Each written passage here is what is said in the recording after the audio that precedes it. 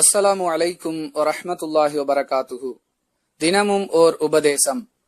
தொழுது கொண்டிருப்பவருக்கு குறுக்கே செல்பவர் அதனால் தனக்கு ஏற்படும் பாவத்தை பற்றி அறிந்திருந்தால் அவ்வாறு செல்லாமல் 40 நாட்கள் அல்லது 40 மாதங்கள் அல்லது 40 ஆண்டுகள் நின்று கொண்டிருப்பதும் அவருக்கு நல்லதாக தோன்றும் என்று ரசூலுல்லாஹி ஸல்லல்லாஹு அலைஹி வஸல்லம் அவர்கள் கூறினார்கள். அறிவிப்பவர் அபூ ஜுஹைம் ரலியல்லாஹு அன்ஹு. நூல் புகாரி, ஹதீஸ் எண் 510. அன்பிற்குரிய அல்லாஹுவின் நல்லடியார்களே, தொழுது கொண்டிருப்பவருக்கு குறுக்கே செல்வது இந்த அளவிற்கு பெரும் பாவம் என்பதை விளக்கும் விதமாகத்தான் இந்த ஹதீஸ் அமைந்திருக்கிறது.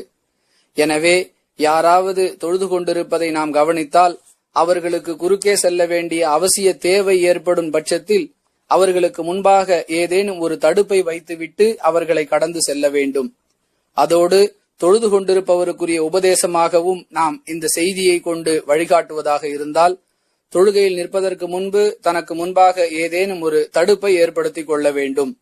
எந்த அளவிற்கு அல்லாஹுடைய தூதர் அவர்கள் சொல்லக்கூடிய கருத்துக்களை வேறு பல ஹதீசுகளில் பார்க்கிறோம் என்றால், தொழுது கொண்டிருப்பவர் தன்னுடைய சஜ்தா எல்லைக்குள்ளாக யாரேனும் கடந்து செல்லக்கூடிய சூழ்நிலை ஏற்பட்டால் அவர்களுடன் சண்டையிட வேண்டும் என்ற வார்த்தையை பயன்படுத்தி, அதாவது அவர்கள் குறுக்கே செல்வதை தடுக்க வேண்டும் என்று வழிகாட்டி இருக்கிறார்கள்.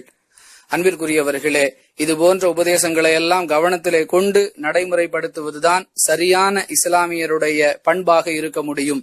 குறிப்பிட்ட சில விஷயங்களை மட்டும் அறிந்து கொண்டு நாம் முழுமையாக இஸ்லாத்திற்குள் வந்துவிட்டோம் என்கிற தன்னிறைவு நிலைக்கு வந்துவிடாமல் தினம் தினம் மார்க்கம் தொடர்பான அறிவுகளை தேடிக்கொண்டே இருக்க வேண்டும் என்பதற்கு இது போன்ற ஹதீசுகளும் ஆதாரங்களாக இருக்கின்றன. அல்லாஹ் விளங்குவதற்கு உதவி செய்வானாக. வாஹிரு தவானா அல்ஹம்துலில்லாஹி ரப்பில் ஆலமீன். அஸ்ஸலாமு அலைக்கும் வரஹ்மத்துல்லாஹி வபரகாத்துஹு.